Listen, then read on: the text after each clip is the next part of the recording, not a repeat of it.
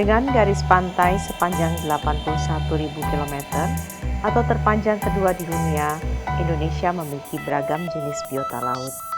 Belum semua dapat dimanfaatkan, termasuk sebagian hewan yang masih dianggap sebagai sampah laut. Sebagian dari kita menamakannya bulu babi dan sebagian lagi menyebutnya sebagai landak laut. Dan kebanyakan dari kita menganggapnya sebagai hewan berbisa yang menjadi sampah di pantai dan terumbu karang. Tanpa menyadari betapa besar potensi daripada landak laut ini sebagai komoditi ekspor Kepulauan Nusantara. Dan seberapa besar potensinya? Mari kita ikuti dalam cerita dari sahabat berikut.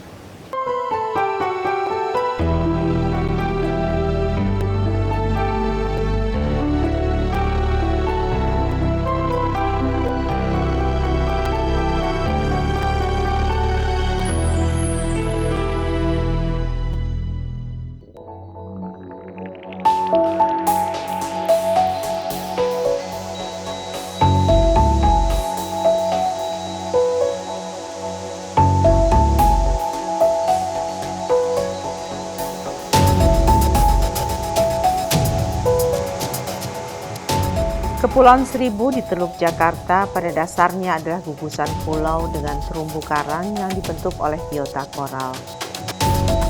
Salah satunya adalah Pulau Pari.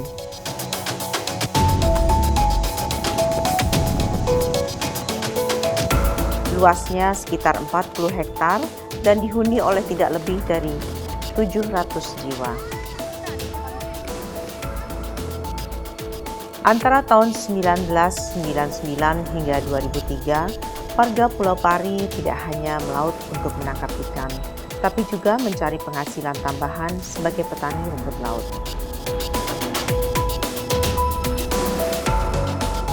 Nah, ketika saya nyari ikan ya, terus kena keinjak gitu. Nah, akhirnya kan tertusuk ya. Memang tapi nggak bahaya gitu. Dari situlah saya tuh kenal sama bulu babi tersebut.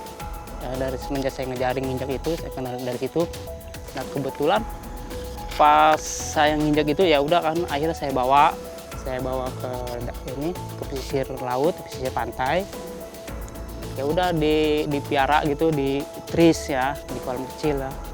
Keesokan harinya ngejaring lagi, dapat lagi, ya udah ditaruh juga di keramba. Nah, di situ dia berkembang biak. Semula sebagaimana nelayan Pulau Pari lainnya, Ilyas tidak pernah menganggap landak laut bernilai apa-apa. Awalnya sih memang nggak tahu itu manfaatnya buat apa gitu, nggak tahu. Nah, kebetulan pas ketika ada sebagian orang Jakarta mungkin dari survei penelitian, nah, bulu babi itu menurut orang penelitian dari LIPI, nah, buat obat. Sejak saat itulah, tepatnya tahun 2010, Ilyas dan kawan-kawannya mulai tertarik menggeluti budidaya landak laut sebagai usaha sampingan mereka. Dengan penampakannya yang berduri, landak laut memang sering salah dimengerti.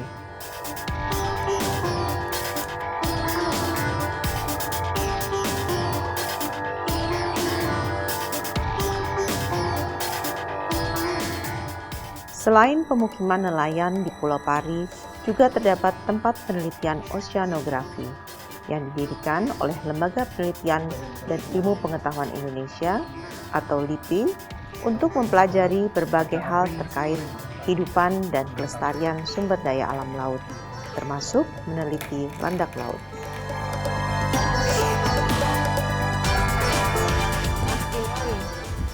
Apa sih sebenarnya hewan landak laut ini, bisa dijelaskan supaya masyarakat awam itu nggak salah pengertian mengenai hewan ini? Ya, jadi landak laut ini kan banyak orang yang berpikir kalau ini udah nggak berguna gitu ya, Bu. Sebenarnya potensinya besar sekali. Kan dia itu bisa digunakan sebagai makanan.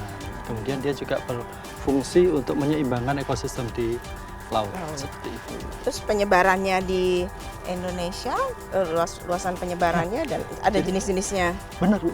Jenisnya banyak sekali. Kalau menurut Clark and Rowe tahun 1970 itu ada sekitar 84 yang tercatat di Indonesia. 84 Spesies dan itu sebagian bisa dikonsumsi.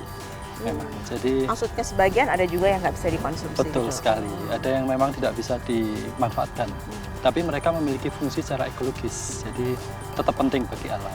Dan penyebarannya mulai dari ujung timur sampai barat saya yakin ada. Seluruh Seluruh perairan Indonesia ada. Betul. Mulai dari riflet dari pantai-pantai gini sampai ke laut dalam. Apa saja potensinya sebagai sumber daya alam dari laut? Utamanya memang sebagai bahan makanan, Ibu.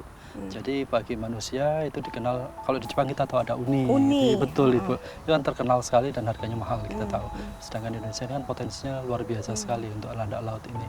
Apa saja kandungannya yang ada di dalam landak laut ini yang berkhasiat untuk manusia? Iya.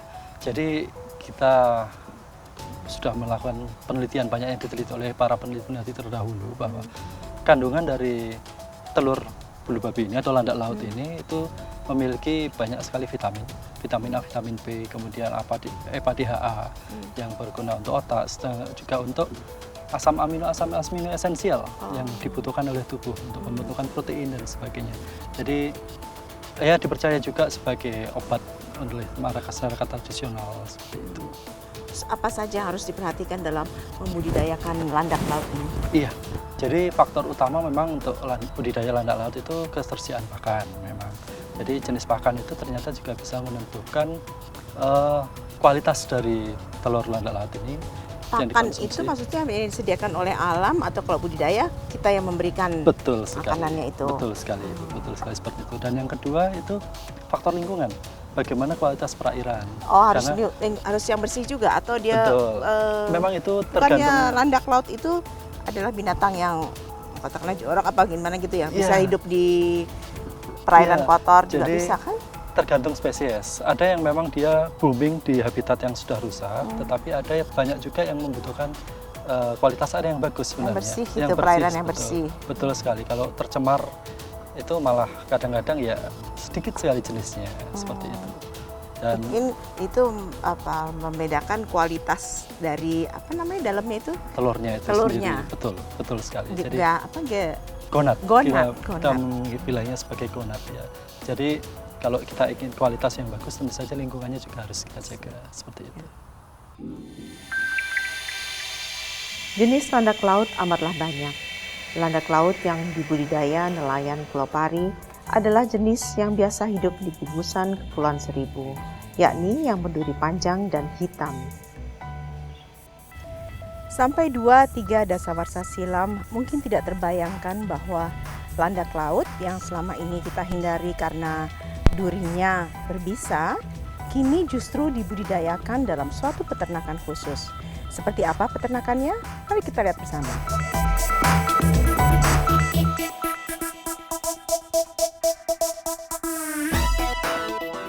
Upaya budidaya biasanya dimulai dengan menangkap landak laut liar, seukuran bola tenis atau lebih besar.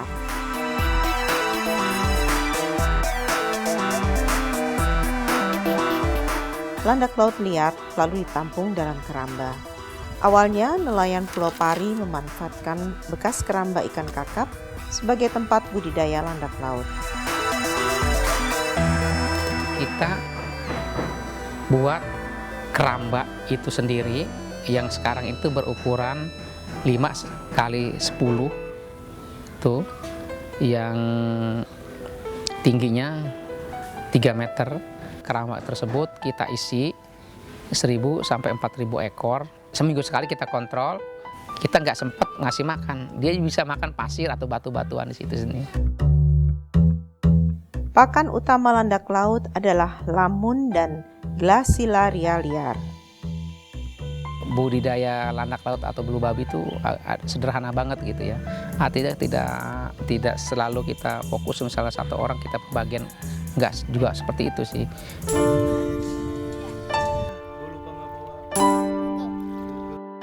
Seperti kita lihat tadi, budidaya landak laut tidak memerlukan cara yang canggih dan rumit. Tapi untuk memulainya memang tidak mudah. Apa saja kendala dan tantangan yang dihadapi dalam usaha ini? Mari kita cari tahu.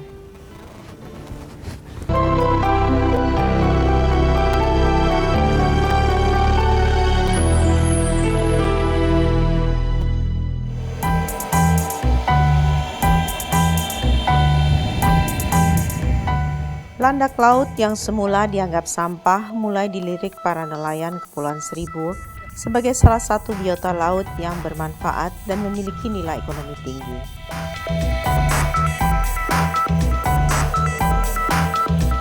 Di kawasan Laut Tengah, Selandia Baru, dan Amerika Utara, landak laut sudah lama dikenal sebagai komoditi laut yang bernilai ekonomi tinggi.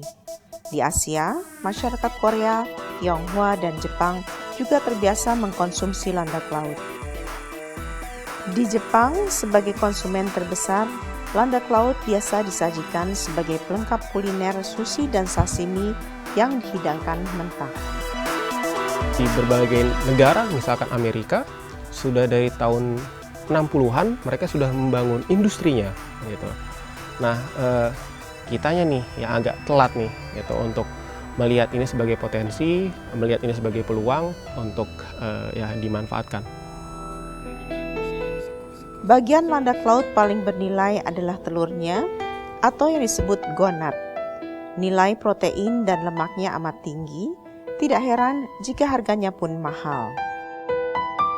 Kepulauan Seribu juga beberapa masyarakatnya tahu bahwa bulu babi ini bisa dikonsumsi, tapi memang belum sampai ke tahap komersil. Nah, mungkin kita membantu dari sisi situ, dari sisi penciptaan nilai komersilnya.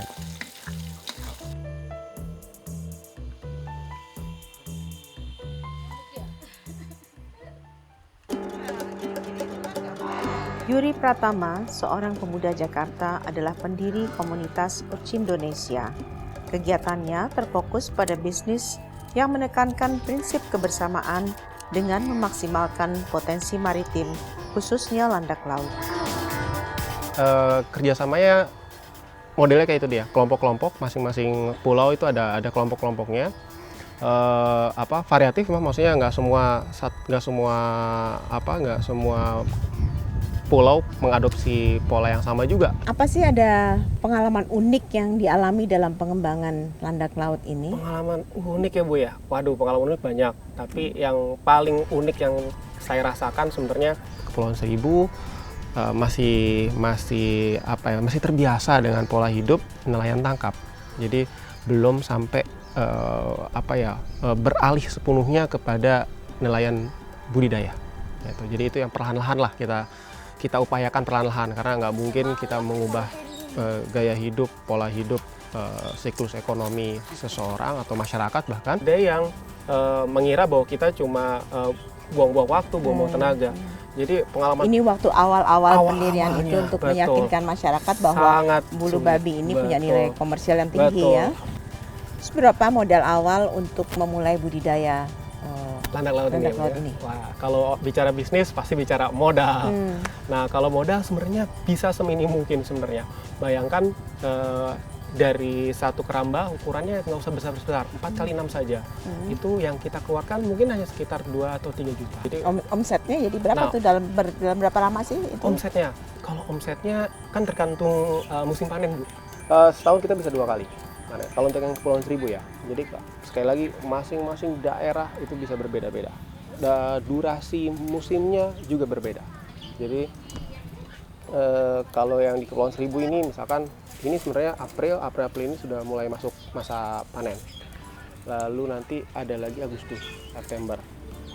Biasanya agak lama. Kalau Panennya setahun?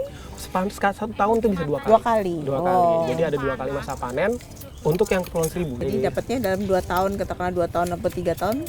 2 tahun berapa dapat masuknya dari modal yang tadi?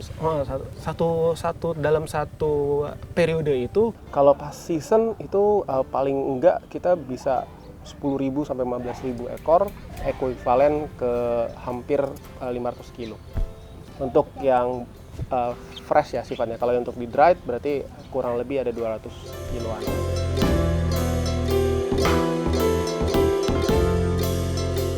Yuri Pratama tentu tidak sendiri.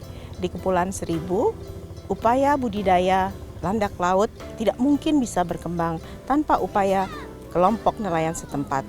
Apa saja pengalaman mereka? Mari kita lihat bersama.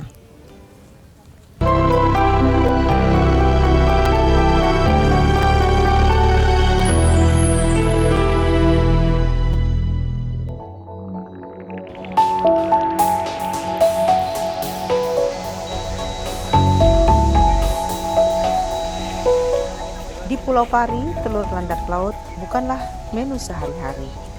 Tapi pengunjung yang mengetahui kandungan dan manfaatnya kerap memesan masakan landak laut ala Pulau Pari.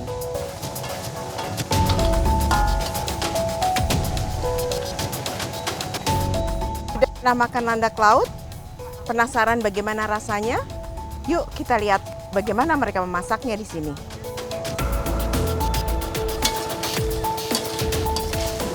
Lagi masak apa ini, Bu? Oseng-oseng landak laut. Landak laut. Ini masakannya apa aja ya? Ini sama itu apa bedanya ini? Ini oseng-oseng, itu pepes. Pepes landak laut. Yang diambil bagian apa aja? Bagian telurnya. Bagian telurnya. Terus gimana ngeluarinnya dari cangkrangnya? Katanya landak laut itu beracun. Kita cuma ngambil telurnya aja, yang beracun itu durinya. Yang luarnya aja yang beracun, Iya. kalau dalamnya enggak. Enggak. Jadi aman untuk dimakan siapa aja. Siapa Buat aja anak-anak juga boleh. aman, boleh. Kayaknya enak nih. Iya. Boleh cobain. Boleh cicipin. Cicipin ya. Ih, jangan banyak-banyak, Oh. Bu. Ini enggak, ini lauk aja gitu, mestinya pakai nasi kali Pakai ya. nasi, iya.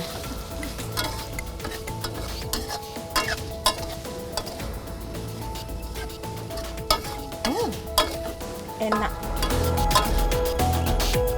Para peternak landak laut Pulau Pari tergabung dalam kelompok nelayan Jaya Bahari yang juga mengembangkan budidaya ikan dan rumput laut.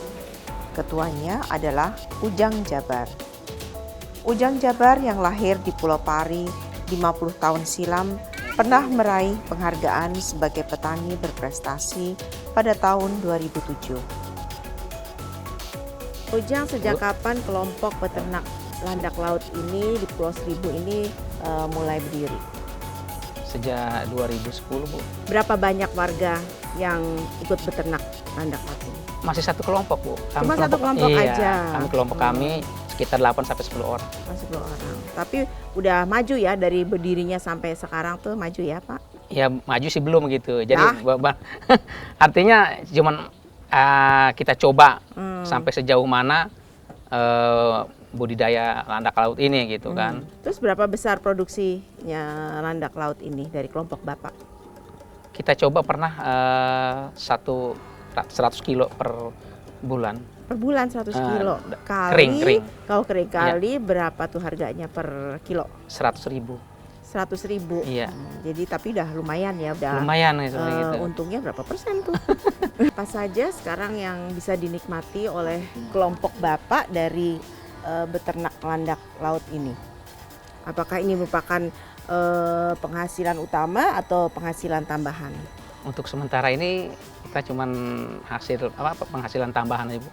Oh. Karena kita juga kan dari rumput lautnya ada gitu kan. Hmm. Dari peternak ikannya juga. Jadi sama-sama jalan tiga apa namanya? Jadi dalam kelompok Unit Bapak itu. itu ada Betul. unit-unit, unit Betul. landak laut, Betul. unit rumput laut dan ikan. Budidaya Itu dia kerapu. budidaya kerapu. Betul. Oh. Landak laut hasil budidaya dapat dipanen 3-4 kali setahun. Tapi tetap tergantung jumlah dan ukuran bibit liar hasil tangkapan dari alam. Panennya itu memang nggak tentu dalam jangka waktu. Tinggal tergantung kita pendapatan bibitnya dari yang liarnya itu ya.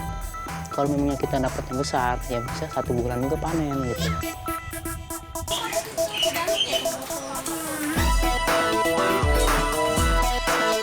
Di musim panen pada tahun 2013, peternak landak laut Pulau Pari memperoleh hasil besar.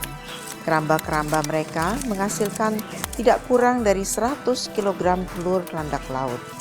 Harganya berkisar antara 100 hingga 200 ribu rupiah per kilogram. Permintaan itu udah 1 bulan itu satu pintal kering. Iya udah. Saya pernah dulu melebihi kuota dulu pernah. Alhamdulillah waktu itu 1 bulan itu kuotanya lebih daripada 1 kuintal.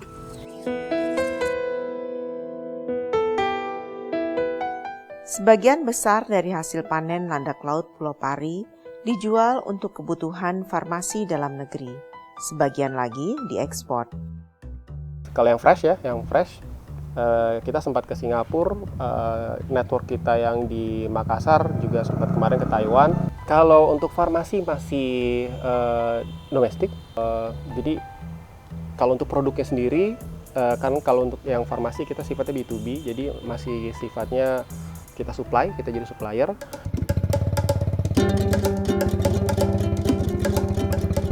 Seperti usaha budidaya rumput laut, pengembangan peternakan landak laut di Pulau Pari ternyata juga harus bersaing dengan komoditas lainnya, yakni pariwisata yang terus meningkat setiap tahunnya. Pulau Pari ini wisatanya ya mulai maju, yang mengakibatkan masyarakat nelayan itu berkecimpung di budidaya, terutama budidaya landak laut ya sedikit. Namun, Ujang Jabar tidak pernah berputus asa untuk terus meyakinkan anggota kelompok nelayan Jaya Bahari bahwa budidaya landak laut adalah bagian dari kehidupan mereka sebagai nelayan. Kendala lainnya lebih bersifat teknis. Salah satunya, hingga kini peternak landak laut Pulau Pari belum menemukan material yang cukup kuat untuk bahan keramba. Banyak faktornya, contoh misalnya jaring itu digigitin sama dia, sama gonatnya. 4 kali coba, bahannya berbeda-beda, 3 kali berbeda, 1 kali yang sama. Tetap kita nggak kuat. Meski mengalami berbagai tantangan, Ujang Jabar bersama kelompok nelayan Pulau Pari lainnya tak pernah putus asa. Karena menjadi nelayan telah menjadi panggilan jiwa mereka sebagai orang Pulau Seribu.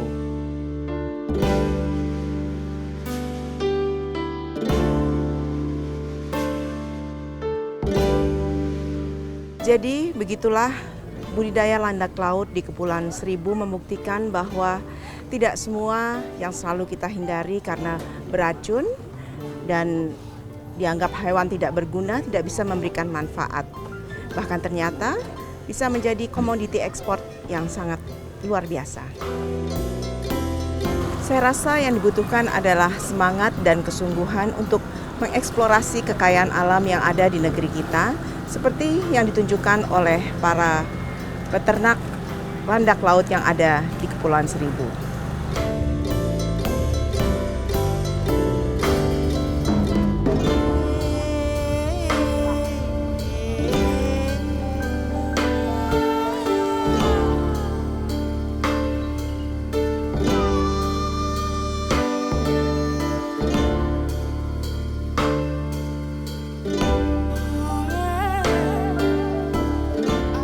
Assalamualaikum, saya Titi Soeharto. Jangan lewatkan cerita dari sahabat yang lebih menarik minggu depan.